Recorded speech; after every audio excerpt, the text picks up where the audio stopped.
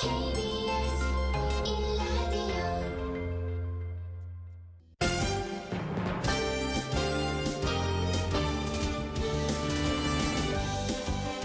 KBS 1라디오 신성원의 오늘 세계는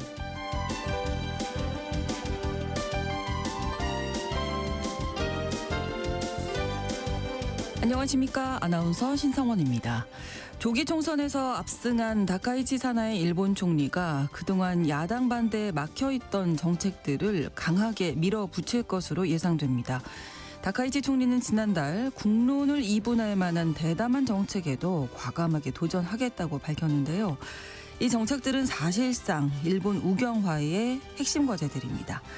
비핵 3원칙 재검토, 스파이 방지법 제정 등 모두 보수 우파 색채가 짙고요. 특히 방위력 강화, 무기 수출 규제 완화는 일본을 전쟁 가능한 보통국가로 바꾸려는 구상과 직결됩니다. 강한 일본을 주장하는 다카이치 총리에게 힘을 실어준 이번 선거 결과가 어떤 파장을 불러올지 잠시 후 글로벌 이슈에서 자세히 짚어보겠습니다.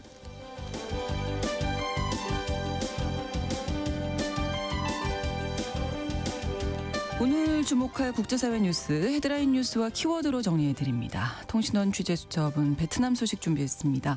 지난 1월 베트남은 제14차 공산당 전당대회를 치렀습니다. 또럼 서기장이 연임에 성공했는데 국가 주석까지 겸직할 수 있다는 관측이 나오고 있다고 하네요. 자세한 소식 통신원 연결해서 알아보겠습니다. 2월 10일 화요일 KBS 1라디오 신성원의 오늘 세계는 시작합니다.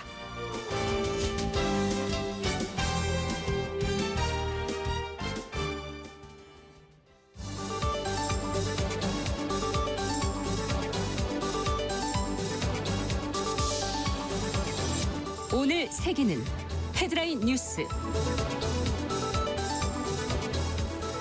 미국이 나토 남부를 담당하는 이탈리아 나폴리 사령부와 나토 북부에 초점을 맞춘 미국 버지니아주 노퍽 사령부의 지휘권을 각각 이탈리아와 영국에 이양할 것으로 알려졌습니다.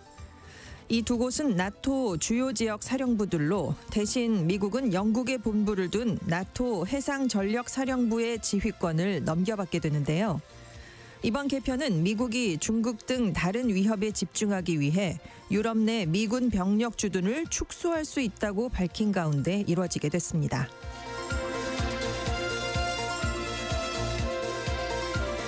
미국 트럼프 행정부가 반중국 언론인 지밀라이가 홍콩에서 국가보안법 위반으로 징역 20년을 선고받은 데 대해 부당하다고 비판했습니다.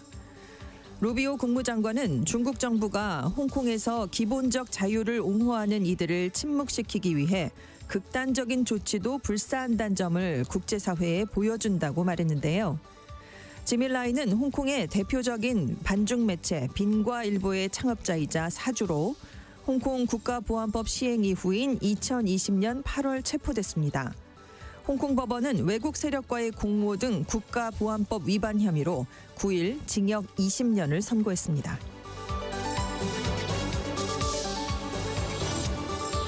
러트닝 미국 상무장관이 억만장자 성범죄자인 앱스타인과 관련된 의혹으로 사임 압박을 받고 있습니다. 최근 법무부가 공개한 앱스타인 문건에 따르면 러트닉 장관이 이전에 밝혔던 것보다 앱스타인과의 관계가 더 긴밀했던 걸로 나타났는데요.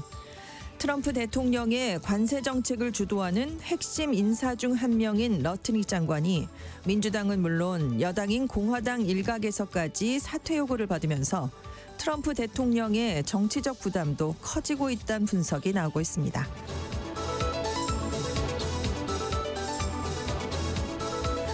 프랑스에서 4분의 1대꼴로 자동차가 도난당하면서 사회 문제가 되고 있습니다. 과거엔 차량을 분해해서 부품을 빼돌렸지만 최근엔 번호판과 차량 이력 정보를 조작하는 등 이른바 세탁 과정을 거쳐 유럽 내 중고차 시장에서 재판매하는 걸로 나타났는데요. 범죄 조직은 특히 수요가 높은 SUV와 하이브리드 차량을 집중적으로 노리고 있습니다. 전자장치를 해킹해 경보장치를 끈 뒤에 문을 열어 시동을 걸고 차량을 훔쳐가는 걸로 전해졌습니다.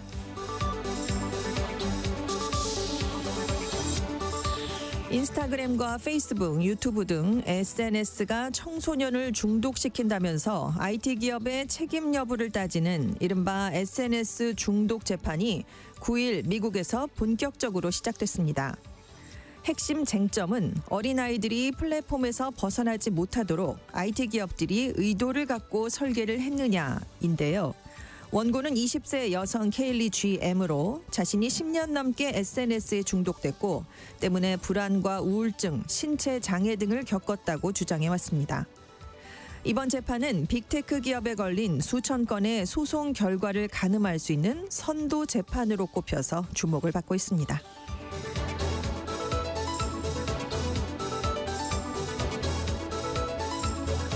오늘의 헤드라인 뉴스 외신캐스터 전주현 씨가 전해주셨습니다. 이번에는 키워드로 정리한 국제사회 소식 살펴봅니다. 첫 번째 키워드 독불 장군이네요. 이스라엘인데요. 네. 이스라엘 내각이 9일에 그동안 서한 지구에 내려졌던 토지 거래 규제를 완화하겠다는 발표를 내놨습니다. 그래서 이스라엘 사람들이 이제 서한 지구에서 토지를 구매하는 것 그리고 등록이 자유로워졌는데요. 네. 이전까지는 서한 지구에서 토지 구매는 거래 허가증을 받은 이슬람교도인 이스라엘인에 한해서만 제한 허용이 되었습니다. 그리고 그동안 국가기밀로 다뤄졌던 서한지구 토지의 등기부 정보도 같이 공개하기로 했는데요. 네. 이스라엘 측은 수십 년 묵은 장벽을 제거하고 차별적인 요르단 법률을 폐지해서 현지 정착촌 개발을 가속화할 것이다. 이것을 통해 유대인이 텔아비브나 예루살렘처럼 유대와 사마리아에서도 땅을 살 수 있게 허용될 것이다 라고 얘기를 했습니다. 네, 당초 이 서한지구라는 곳이요. 이스라엘이 1967년 3차 중동 전쟁을 통해서 요르단에게서 빼앗은 지역입니다. 네. 다만 점령한 이후에도 과거에 적용된 요르단 법률을 계속 썼습니다. 그래서 서한지구에 대해서만은 이스라엘 사람들의 토지 거래를 규제해 왔는데요. 네. 이번 조치로 규제가 풀렸기 때문에 이제 이스라엘인들의 토지 구매가 활발해질 것으로 전망되고 있습니다. 당연히 정착촌을 확대하는 그런 조치이기 때문에 유엔이 반발을 했습니다. 구테레스 유엔 사무총장이 그런 행동들은 이스라엘이 점령지 팔레스타인 영토 안에서 계속 주둔하는 것과 함께 현지의 평화를 해칠 뿐 아니라 국제사법재판소가 판정을 한 것처럼 불법이란 걸 명심해야 된다 이렇게 경고를 했는데요. 네. 그동안 유엔은 이스라엘이 요르단강 서한지구 또 동예루살렘을 포함해서 점령지에 세워놓은 모든 정착존, 부설기관, 인프라 건설은 국제법적으로 효력이 없다라는 뜻을 나타내왔습니다. 당연히 중동 국가들 굉장히 반발하고 있습니다. 그렇죠. 네, 네. 사우디아라비아, 요르단, 아랍에미리트, 카타르, 인도네시아, 파키스탄, 이집트, 튀르키예 이렇게 중동의 8개 국가가 공동 성명을 발표했습니다. 서한지구의 불법적 주권을 강요하는 행위로 무효다라고 규탄을 했고요. 네. 그리고 이제 이스라엘 쪽에 경고하는 메시지를 내놓으면서 팔레스타인인의 정당한 권리를 두 국가 해법에 기반해 보장해라라고 촉구했습니다. 근데 지금 중동 국가들이 이렇게 대거 반발을 하면서 이스라엘의 이번 조치가 안 그래도 이란 핵 협상이 진행 중인 상황에서 중동의 또 다른 분쟁 요소가 될 수 있다라는 우려가 나오고 있습니다. 네. 다음 키워드 동력 상실. 정말로 동력을 잃어버린 국가가 있는데요. 쿠바입니다. 아, 네. 미국 트럼프 행정부가 에너지 봉쇄 조치를 펴고 있거든요. 이제 주민들의 일상에까지 직접적인 타격이 가해지고 있습니다.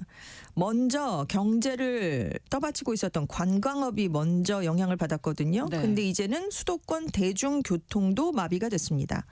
쿠바 출신의 한 멕시코 대학생이요. 아바나 지역 주요 시내 버스가 지난주부터 운행을 잠정 중단했다. 그래서 대학생 상당수가 사실상 수업에 출석하지 못하고 있다. 이렇게 얘기를 했는데요. 가족과 친구들이 아바나에 살고 있대요. 네. 그래서 소식을 계속 듣고 있는데 대학들이 팬데믹 때처럼 원격 수업 기반으로 돌아가고 있다고 합니다. 그리고 지방으로 가는 고속버스도 대부분 끊겼다고 하는데요. 지금 아바나에 살고 있는 한 교민도 공공기관 직원들이 통근할 수 있는 방법이 없어졌다. 출근을 못하는 경우가 많아졌다라고 합니다. 네. 특히 지난 주말부터 이제는 석유를 사기가 좀 어려워졌대요. 시내 주유소에 가면 디젤은 판매하지 않고 있고요. 휘발유만 파는데 이것도 쿠바 통화인 페소가 아니라 미국 달러로만 살 수 있고 이것마저도 한 번 살 때 20리터로 제한이 된다고 합니다. 이것도 앱을 통해서 대기를 걸어야 살 수 있는 건데 어렵네요. 네. 구매 신청을 해도 오래 기다려야 된다고 합니다. 관공서는 지금 주 4일째로 시스템이 전환이 됐습니다. 그리고 하늘도 막히고 있습니다. 캐나다 항공사 에어캐나다가요. 지속적인 항공유 부족 사태를 고려해서 9일부터 쿠바행 항공편 운항을 중단한다라고 얘기를 했는데요. 네. 그 며칠 동안 그래서 이제 비행기 몇 편만 파견을 해서 지금 쿠바 방문자들을 일단 캐나다로 데려오기는 한다고 합니다. 근데 지금 쿠바 관광업계가 안 그래도 안 좋다라고 말씀을 드렸는데 이제 미국인들이 안 가기 때문에요. 그렇죠. 근데 그 사이를 메꿔주고 있었던 게 캐나다 관광객들이었는데 이제 에어 캐나다도 안 가니까 이제 더 큰 타격을 입게 됐습니다. 그래서 디아스 카넬 쿠바 정부가 비상 대응 계획을 시행하겠지만 그래도 항공편은 유지하겠다라고 발표를 했는데 네. 실제로 알고 봤더니 항공사 측에 우리나라 안에서는 항공기 급유가 불가능하다라고 통보를 했던 걸로 알려졌습니다. 어렵죠. 네, 지금 트럼프 행정부가 쿠바를 향해 전방위적인 압박을 가하고 있는데요. 쿠바와 석유 거래를 하는 국가들의 관세를 부과할 수 있는 행정명령에 서명을 하고 있는 상황입니다. 그래서 지금 쿠바 대통령은 미국 정부를 강하게 비판하면서도 대화를 해보겠다라는 뜻을 나타냈지만 네. 서반구에서의 패권을 트럼프 대통령이 추구하고 있잖아요. 쿠바 스스로 놔두면 무너진다라면서 별다른 반응을 보이지 않고 있습니다. 네, 일반 국민들이 너무 네, 힘든 고통을 겪고 있죠. 삶을 살고 있네요. 자, 다음 키워드입니다. 복붙 일본인데요. 복사해서 붙여넣기잖아요. 복붙. 네, 일본에서 8일에 총선이 치러졌잖아요. 네. 근데 똑같은 날 태국에서도 총선이 있었습니다. 네. 근데 결과가 좀 비슷하게 나온 거예요. 아누틴 찬유라군 총리가 이끌고 있는 현재 보수 집권 세력이 승리했습니다. 네. 이번 선거에서는 이 보수 집권 세력인 품짜이타이당, 진보 성향의 국민당, 탁신가의 기반이 되고 있는 뿌아타이당이 경쟁을 벌였는데요. 개표가 94% 완료된 상황에서 집권 뿜짜이타이당이 전체 500석 중에서 193석을 얻어서 1당을 확보했습니다. 근데 종전에 갖고 있던 의석수가 70석이었어요. 단번에 2.8배나 의석수가 많아졌습니다. 근데 이제 연립정부를 구성하고 있는 끌라탐당이 얻은 58석까지 합하면 이 연립정당이 이제 과반 의석을 차지할 수 있게 됐습니다. 네. 당초 여론조사에서는 국민당이 가장 많은 의석수를 가져가겠지만 과반에 크게 미달해서 각 정파 간의 연정 협상이 지루하게 전개될 거다 이렇게 전망을 내놨었거든요. 근데 이런 예측이 깨졌습니다. 아누틴 총리가 아주 여유 있게 재집권에 성공을 하게 됐는데요. 네. 이번 태국 총선은 이 아누틴 총리가 의회 해산이라는 승부수를 던진 뒤에 오. 강한 국방과 경제 문제 해결을 앞세워서 예상 밖으로 낙승을 거뒀습니다. 그래서 정말 네, 비슷하죠. 네. 일본이랑. 그리고 이번 선거 결과를 바탕으로 다카이치 일본 총리처럼 아누틴 오. 총리도 장수 실세 총리가 될 거라라는 관측도 나오고 있는 것도 같은 점입니다. 네. 태국이 1932년 절대 왕정제에서 서구식 입헌 군주제로 전환이 됐는데요. 쿠데타랑 총리 탄핵이 반복되면서 정치적 혼란이 이어지고 있습니다. 최근 3년 동안에도 총리가 2명이나 탄핵이 됐어요. 네. 그리고 작년 7월에 태국과 캄보디아가 유혈 국경 분쟁을 벌였는데 그게 이번 총선에 영향을 미쳤습니다. 네. 선거 전만 해도 진보 쪽의 국민당 인기가 높았어요. 아누틴 총리는 단명 총리가 될 거다라고 했지만 선거 국면에 들어서면서 아누틴 총리가 강하고 안전한 나라 캄보디아와의 국경에 장벽을 건설해서 불법 입국과 마약을 차단하겠다라는 공약을 했는데 네. 이게 표심을 얻는 아주 주요한 동력이 됐습니다. 그러니까 국민들이 너무 혼란하니까 좀 안정되고 싶다라는 그렇죠. 걸 선택한 걸로 분석이 되고 있는데요. 네. 때문에 왕실 또 군부의 우호적이지 않은 화이트 칼라, 서민, 지식인층 사이에서 지지를 많이 얻어왔던 진보 세력이 참패를 하면서 앞으로 진보 세력이 좀 위축되지 않겠느냐라는 전망이 나오고 있습니다. 일본과 닮은 곳 네. 태국이었습니다.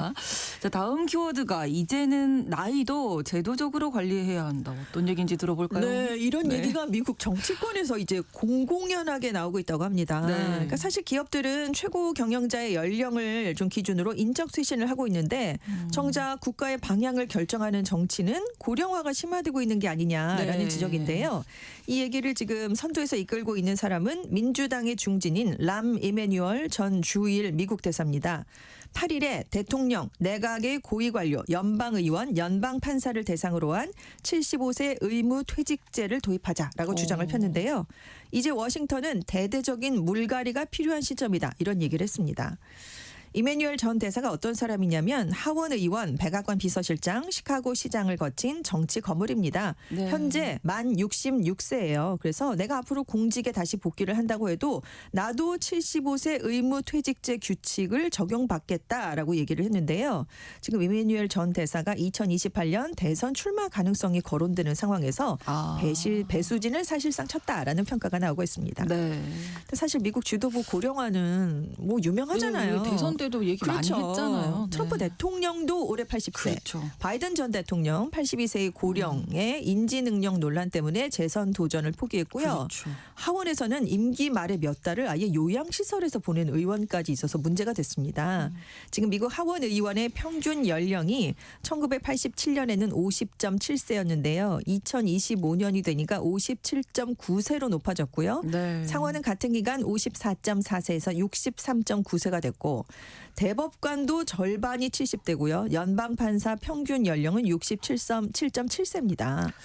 근데 여론조사를 보면 반응이 안 좋아요. 성인의 73%는 대통령직에 연령 제한이 필요하다 이렇게 답을 했고요. 상하원 의원에 대해서도 69%가 찬성을 했습니다. 네. 월스트리트저널은 정치와 기업의 시간 감각이 엇갈린다는 점에서 아이러니하다. 제가 초두에 말씀드린 것처럼 그런 얘기를 짚었는데요.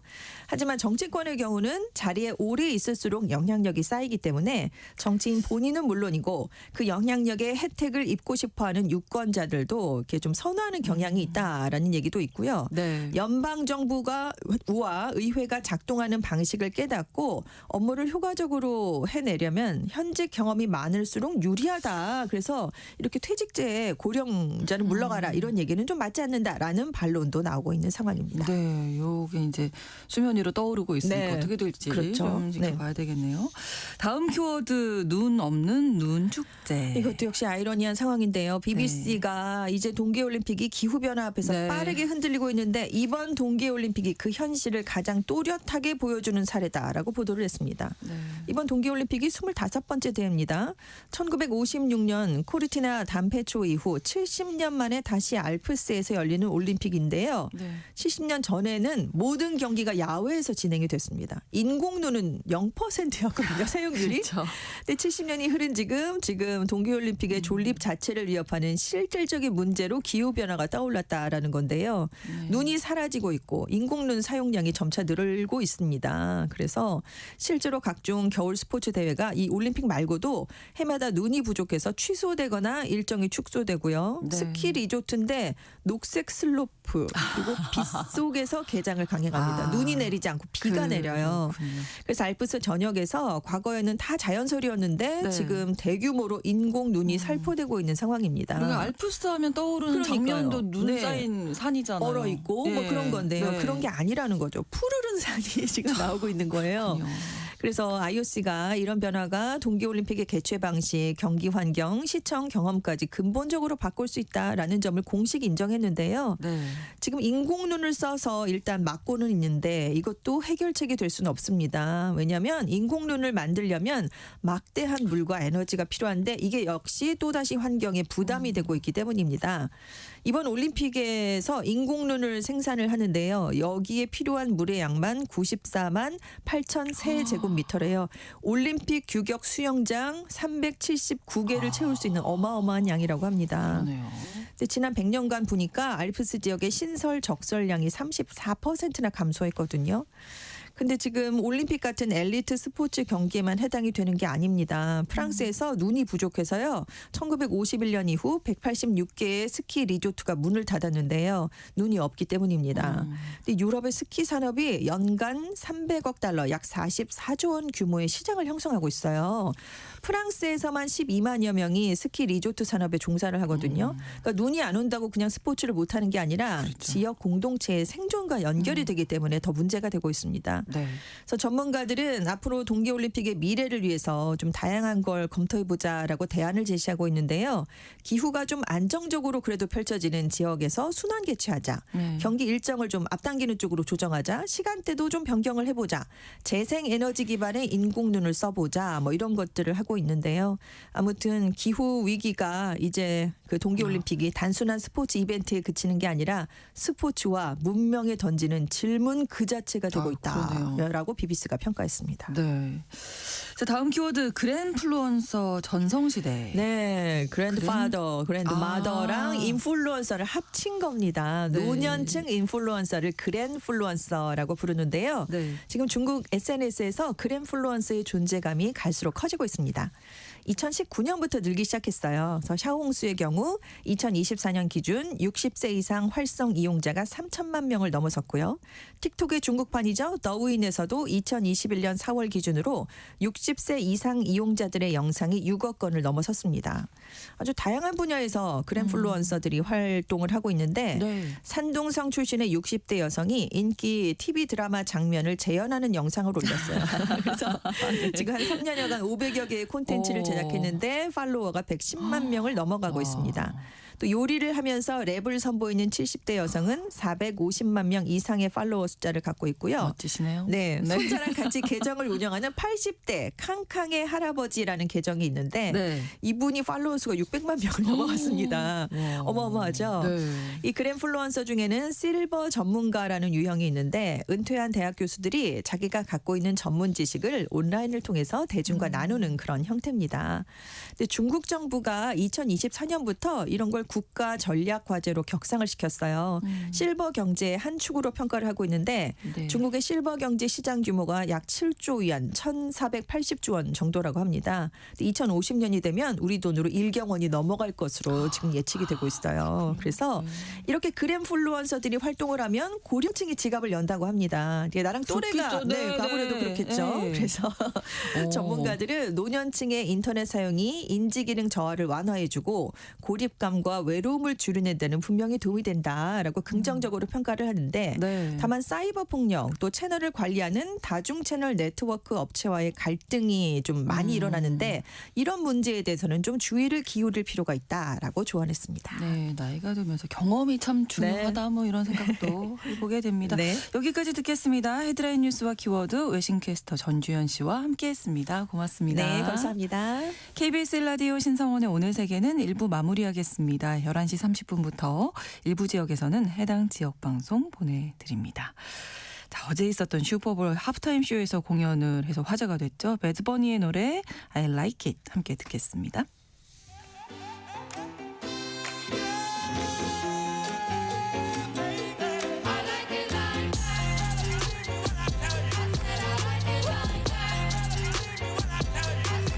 Now I like dollars, I like diamonds, I like stunning, I like shining, I like $1,000,000 deals. Where's my pen? Bitch, I'm signing. I like those Balenciagas, the ones that look like socks. I like going to the Tula, I put rocks all in my watch. I like texts from my exes when they want a second chance. I like proving wrong, I do what they say I can't. They call me Cardi, Cardi, banging body, spicy mommy, hot tamale, hotter than a Somali. Bird, go, Ferrari, hop up the stoop, jump in the coupe, big dip on top of the roof, flexing them as hard as I can, eating halal, driving a lamb. So that bitch, I'm sorry though, got my coins like Mario. Yeah, they call me Cardi B, I run this shit like cardio. Diamond district in the chain. Certified, you know I'm gang, gang, gang, gang. Drop the top and blow the brand. Oh, he's so handsome, what's his name? I need the dollars to just beat it up like pinata. Tell the job to close the curtains. That chick make you nervous. Cardi B. Chambean, chambean, pero no jalan. Tú compras todas las Jordan, a mí me las regalan. I spend in the club, what you have in the bank. This is the new religion bank, el latino gang. Yeah, está toda servieta, pero es que en el closet tengo mucha grasa. Ya mudé la Gucci pa' dentro de casa, yeah. A ti no te conocen ni en plaza. El diablo me llama, pero Jesucristo me abraza. Guerrero como Eddie, que viva la raza, yeah. Me gustan boricua, me gustan cubana. Me gusta el acento de la colombiana. Como me ve el culo la dominicana. Lo rico que me chinga la venezolana. Andamos activos, perico, pim, pim. Billetes de 100 en el maletín. Que retumbe el bajo y Valentín, yeah. Aquí prohibido mal, dile charitín. Que per pico le tengo claritín. Yo llego a la disco y se forma el motín. Diamond district in the Certified, you know I'm gang, gang, gang, gang. Woo! Drop the top and blow the brand. Woo! Oh, he's so handsome, what's his name? Yeah. 지금 시각은 11시 30분입니다. KBS Ladies and gentlemen. 국제사회의 다양한 뉴스를 한눈에 KBS 1라디오 신성원의 오늘 세계는 세계를 바로 보는 최소한의 투자입니다.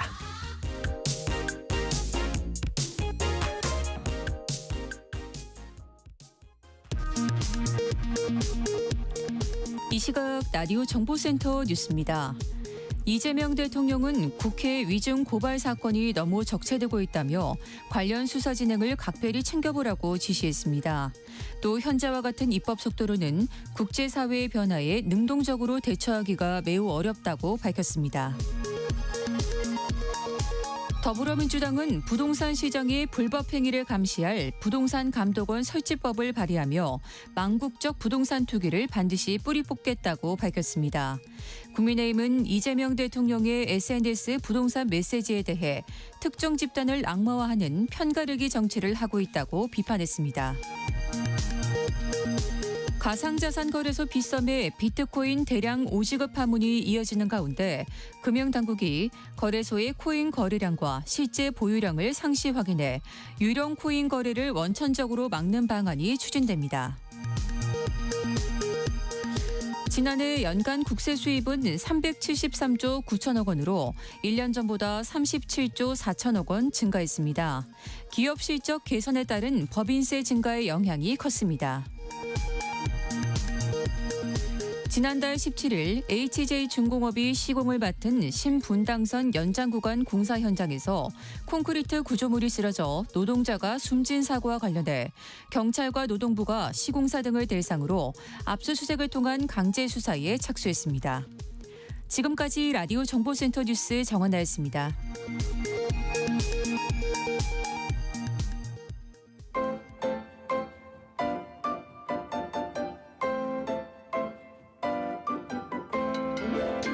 통신원 취재 수첩.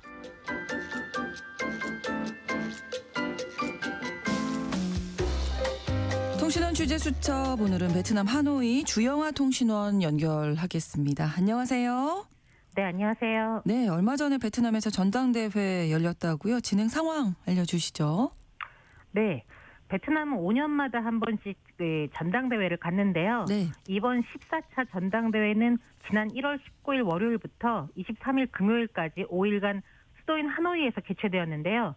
당초 25일인 일요일까지 총 7일간 진행되기로 했던 것이 조기에 끝나면서 전당대회 이전에 어느 정도 합의가 되었던 부분이 있었지 않나 하는 전문가들의 의견이 있었습니다. 네, 전당대회에서 어떤 논의를 하게 됩니까?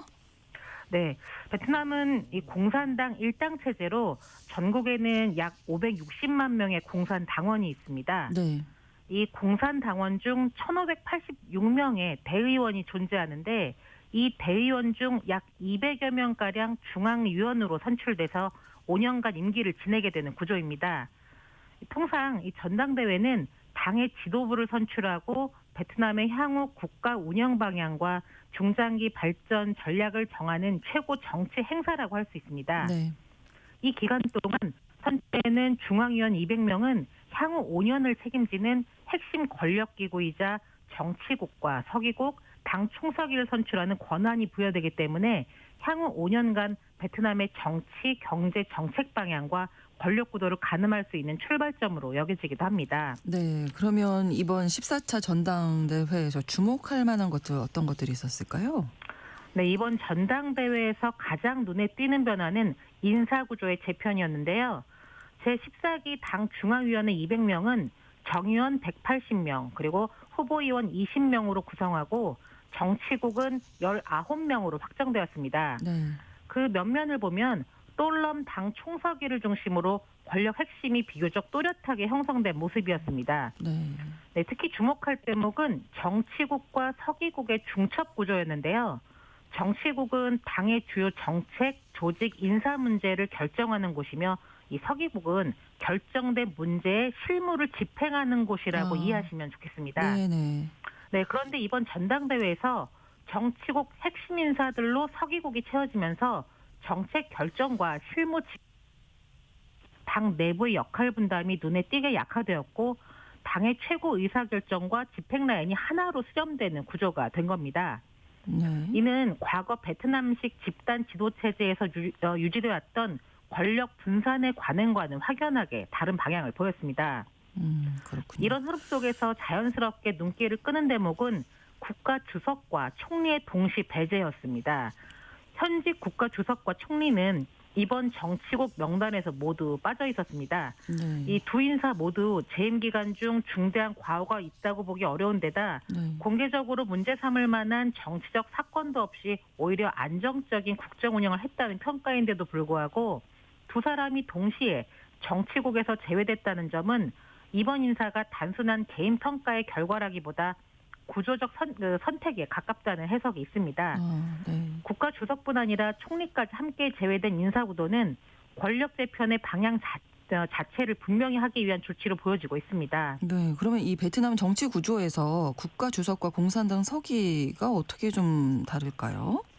네, 베트남의 주석과 공산당 서기의 차이는 이 국가 주석이 국가의 외교, 국방, 경제, 정책을 총괄하는 최고 지도자인 반면 네. 당 서기장은 공산당의 실무를 집행하는 최고 지도자로 권력 집중의 중요한 요소가 됩니다. 기본적으로는 공산당 일당 체제이기 때문에 결론적으로 이야기하면 국가 주석이 대통령이라고 한다면 네. 당 서기장은 대통령과 여당 대표와 군 통수권을 합한 권력의 최고 1인자라고 할 수 있습니다. 네. 이 권력 순위로 본다면 당 서기장이 권력 1순위, 네, 네. 2순위가 국가 주석, 3순위가 총리가 되는 구조라고 생각하시면 편할 것 같습니다. 그렇군요. 자, 그러면 이번 전당대회에 대해서 베트남 현재 언론들은 어떻게 평가하고 있나요?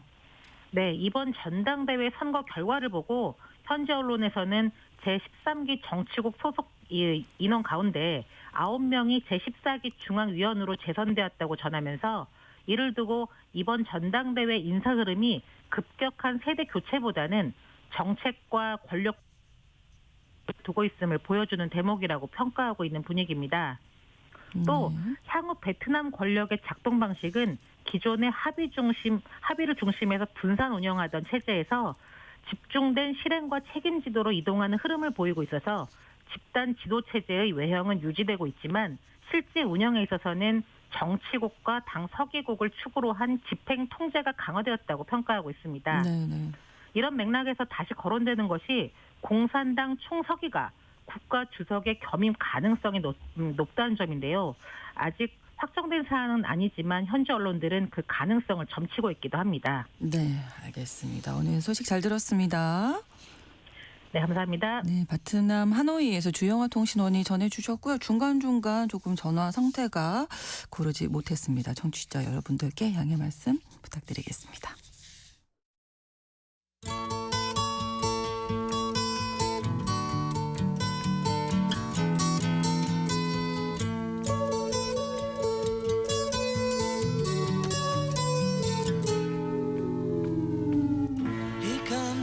지난 8일에 있었던 일본 중의원 선거에서 집권 자민당이 전후 일본 정치 사상 최대 승리를 거뒀습니다. 개헌안 발의선이자 전체 3분의 2를 상회하는 의석수를 확보하면서 다카이치 사나이 일본 총리 우경화 정책을 본격적으로 추진할 것으로 보이는데요. 오늘 글로벌 이슈 이 관련된 내용 다뤄보겠습니다. 한겨레 신문 정의기 선임 기자 나오셨습니다. 어서 오십시오. 네, 안녕하세요. 네. 야, 그야말로 뭐 사상 최대 압도적인 승리를 거뒀는데요. 네, 좀 보기 드문 승리였습니다. 예, 역대 총선과 좀 비교를 해보자면 어떻습니까? 네, 여태까지 자민당의 최대 승리는 의석수로만 보면은 네. 나카소네 야스히로 내각대인 1986년 중의원 선거 때입니다. 총 512석 중 자민당이 300석을 획득했습니다. 네. 의석 비율로 보면 58.6%였습니다. 고이즈미 주니치로 내각된 2005년 선거에서는 총 480석 중 296석을 얻어 61.6%를 얻었습니다. 네. 그리고 아베 신조 내각된 2017년에는 465석 중 284석을 얻어 61%를 점했습니다. 이런 대승들 모두 다 최대가 의석수로는 300석이고 의석 비율로는 3분의 2인 66.6%를 미치지 못했습니다. 네. 근데 이번에 다카이치의 자민당은 총 465석 중 316석으로 300석을 훌쩍 넘고 또 68%를 점했습니다.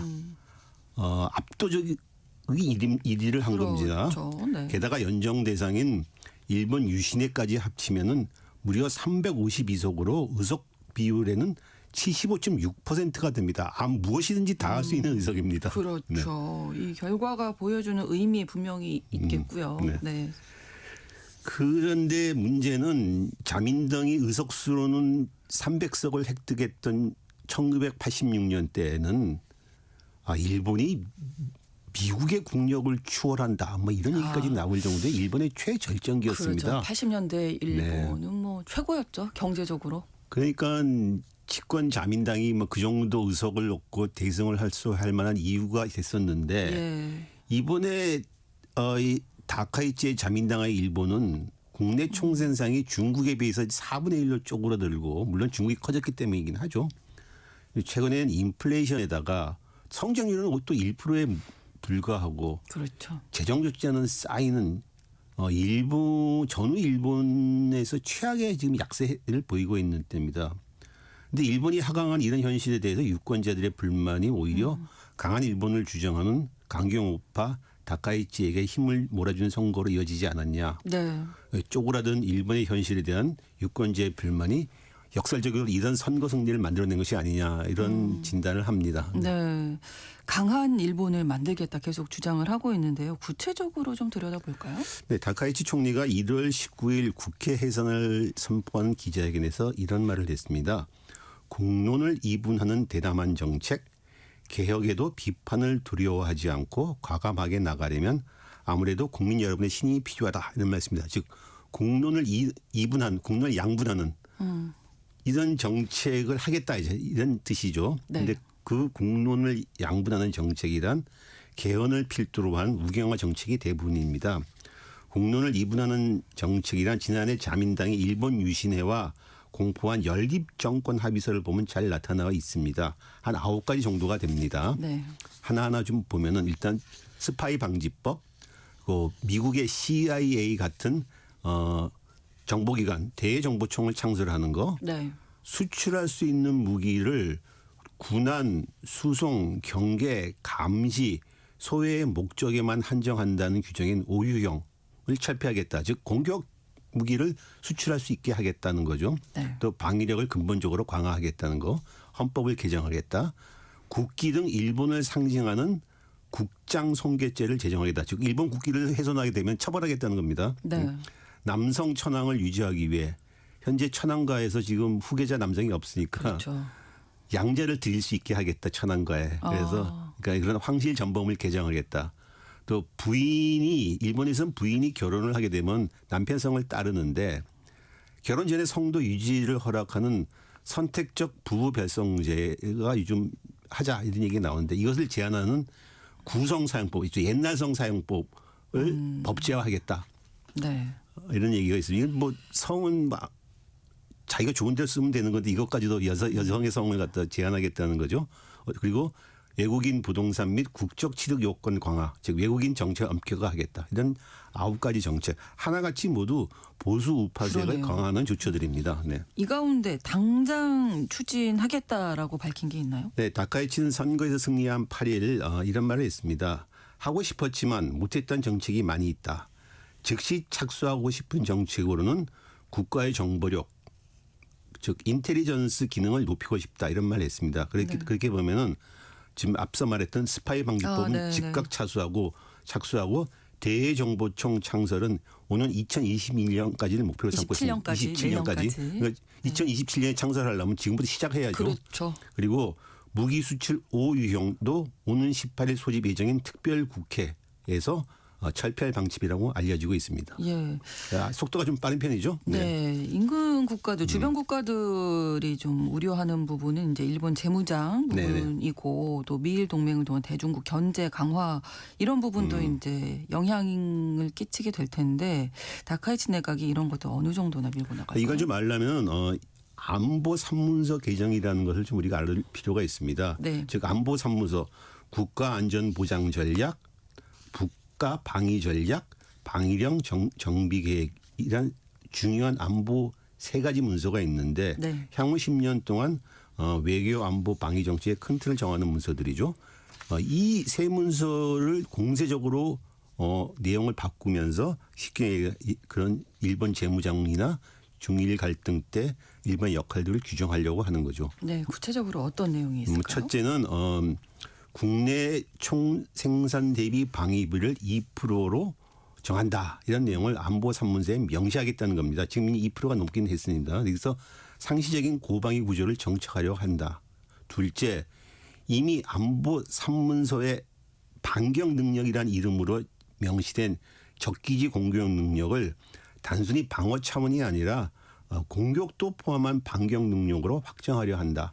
적기지 공격 능력은 상당히 중요한 의미인데 일본이 여태까지 전수 방어만 하는데 우리가 뭔가 위험에 처하게 되면 우리가 적의 기지를 갖다 타격하겠다는 건데 이걸 갖다 다시 이제는 방어 차원도 아니고 선제적인 공격도 할 수 있다. 위험이 즉시 감지되면은 이렇게 바꾸겠다는 거죠. 네. 셋째, 핵을 가지지 않고 만들지도 않고 들여오지도 않는다는 비핵 3원칙에 재검토하겠다. 이걸 논의 테이블에 올리겠다는 겁니다. 그래서 결국은 미국 핵의 일본 반입 배치 공유도 가능하게 하겠다는 거고 그다음에는 이게 되면은 그다음에는 일본도 핵무장을 추진할 수 있지 않겠냐 이런 얘기가 오가는 거죠. 네 번째로는 앞서 말했던 5가지 유형의 무기 수출만 허용하는 규제를 풀어버리고 네. 공격형 무기 수출도 하고 게다가 일본 자위대들은 이제 핵 추진 잠수함, 장거리 정밀 타격용 미사일, 드론 이런 같은 공세적인 무기들을 배치하겠다. 이런 그런 논의를 시작하자는 거죠. 네. 다섯째 무엇보다도 전쟁 가능한 보통 국가로의 전환을 뒷받침하는 틀을 만들겠다. 즉 무슨 얘기냐 하면은 국가 안전 보장 전략이나 국가 방위 전략에서 일본의 방위 역할이라는 것이 전수방위에 그치고 있는데 이제는 인도 태평양 전역에서 집단적 안전 보장과 관련해서 일본이 전력을 갖다 보내고 또 기여하는 나라로 규정하자. 그래서 장기적으로는 헌법 구조도 개정하자. 헌법 구조라는 것은 일본의 전쟁을 금지하는 규정인데 이걸 바꾸자는 거죠. 헌법 구조 개정은 최종적인 이제 일본 우파들이 염원하는 수건이죠. 아, 그렇군요. 사실 독일도 이제 2차 세계대전 패전국인데 우크라이나 전쟁 이후에 이제 뭐 재무장에 대한 얘기 많이 나오고 있잖아요. 일본과 독일을 좀 비교를 해보면 어떻습니까?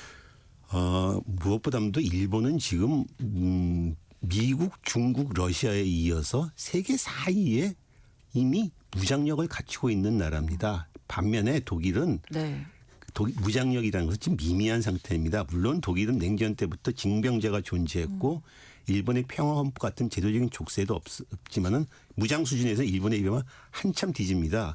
게다가 독일은 미군에 대한 의존도가 상당히 높습니다. 그렇죠. 그렇기 때문에 현재 우크라이나 전쟁이 발발하니까 국방력 강화에 박차를 가해서 방위비를 갖다가 한 2029년까지 연간 한 1,890억 달러 수준으로 높인다. 그래서 현재보다 한 4배 정도까지, 한 3배 정도까지 높이겠다는 겁니다. 네. 그래야지 비로소 그때 가야지 한 방위력이 한 세계 4위 수준으로 된다. 이런 것입니다. 문제는 네. 독일의 이런 국방력 강화가 인근 국가로부터 크게 반감이나 반발이 없다는 것이고 오히려 어떤 나라든 독일은 이제 좀 무장 좀 해라. 근데 얘기를 할 정도인데 그에 비해서 일본의 재무장은 한국이나 중국 등보다 상당한 반감과 이의 제기를 받고 있는 거죠. 그런데 이미 일본은 세계 4위의 방위력을 가지고 있는 상태인데 이제 그 방위력을 공세적으로 쓰기 위해서 족쇄를 풀어버리겠다고 하는 상황입니다. 네. 그러니까 현재로서는 이 일본의 재무장이 독일의 재무장보다는 훨씬 논란의 여지가 큰 거라고 볼 수가 있죠. 네, 그렇다면은 이번 이 조기 총선에서 뭐 압승을 거뒀기 때문에 다카이치 총리가 지금 말씀해주셨던 이런 내용들을 추진을 강하게 하겠는데요. 동력은 확보됐다고 볼 수가 예. 있겠지만 그렇다고 해서 다카이치가 말하는 우경화 정책들이 무조건 지지를 받았다 이렇게 보기는 좀 힘들 것 같습니다. 왜냐하면 이번 선거가 그의 구체적인 실적이나 공약에 바탕한 것이 아니고 취임한 지 반년도 안 된 그에 대한 지지도를 걸고 신임을 물은 것입니다. 사실 이건 이번 선거는 일본 내에서도 이런 선거를 왜 해야 되느냐. 취임한 지 반년도 안 됐고 네가 아무것도 없는데 단지 지지도 없다는 이유만으로 선거하는 게 웃기지 않느냐. 그러니까 일종의 사기다 이거는 이런 얘기까지 나왔습니다. 또, 예. 어쨌든 간에 다카이치가 유권자들에게 지금 여당의 나를 갖다가 뽑을 거니 아니면 야당 대표를 뽑을 거니 이런 식의 대통령 선거 비슷하게 프레임을 만들어 나가서 선거를 치는 게 크게 유효해서 결국 압승을 거뒀는데 거고. 네. 문제는 선거 내내 그가 논란을 부르는 정책들, 쉽게 말해 국론을 이분하는 정책들에 대해서 침묵으로 일관했다는 겁니다. 한 얘기도 안 오고 예. 그리고 심지어 자신의 비원이라고 표현한 식료품 소비세의 2년간 무과세도 네. 과도연세에서 전혀 언급하지 않았습니다. 그리고 토론회도 안 나가고 그리고 불필요한 것은 말하지 않는 것이 총리의 위기관리다 이런 식으로 지지율만 높여나간 거죠. 네, 네. 이건 사실 우경화 정책을 보장받았다고 보기가 좀 힘든 부분이 있는 거죠. 네, 네. 이른바 양날의 칼입니다. 앞으로 국론을 이분한 정책을 구체로 추진한다면 당연히 여론이 분화될 수밖에 없고 그때는 어떻게 상황이 전개될지 모르는 거죠. 네. 임기가 많이 남았거든요. 그렇습니다. 임기가 3년 반 남았던 것 자체가 네. 어쩌면 상당히 큰 부담이 되고 있습니다. 이제는 그럼 3년 반 동안 네가 말했던 국론을 이분하는 정책을 갖다가 해봐라 한번. 네. 지지층에서 이렇게 얘기할 뭐 텐데. 지금은 지지를 많이 받았지만 네. 막상 이것이 보따리를 풀게 되면 그때부터는 부담이 될 수 있고 시험대에 오르게 되는 거죠. 그렇죠. 그리고 자민당은 1980년대 이후 선거에서 대승대에는 항상 참패하는 공식을 겪어왔습니다. 1986년 총선 대승 뒤 1989년 참의원 선거에서 처음으로 단독 과반을 잃어버렸습니다. 그리고 고이즈미가 거둔 2005년 대승도 2009년 선거에서 대패해서 민주당이 정권을 내줬습니다. 아베 신조도 물론 2000년 12년 이후 3연속 대승을 거뒀는데 결국은 2024년 총선에서 대패해서 소수 여당이 됐습니다. 그러니까 1980년대 후반까지 선거에서는 자민당은 과반이 넘는 안정적인 승기를 거뒀는데 그다음부터는 대승과 대패를 반복하는 이런 롤러코스터를 계속 타왔습니다. 즉 일본사의 침체에 대한 지금 1980년대 후반 이후 일본사의 침체에 대해 유권자들도 오락가락하고 하면서 이 자민당에서 지지와 그 반대를 계속 그렇죠. 교차하고 있는 거죠. 예.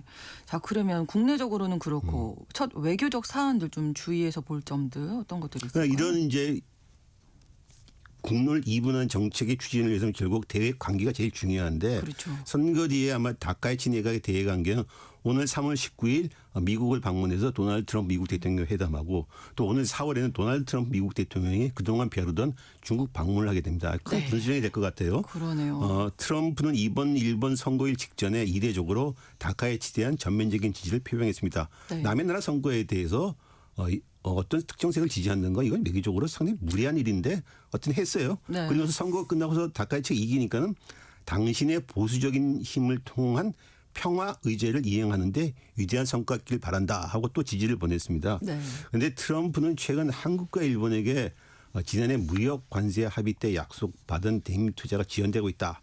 이런 불만을 갖고 계속 압박해 왔습니다. 그렇죠. 이제 트럼프는 다카이치에 대해서 내가 너를 지지해 줬으니까는 최대한 돈을 뜯어내고 또 대중국 측에서 역할을 할 때를 주물 것이 분명합니다.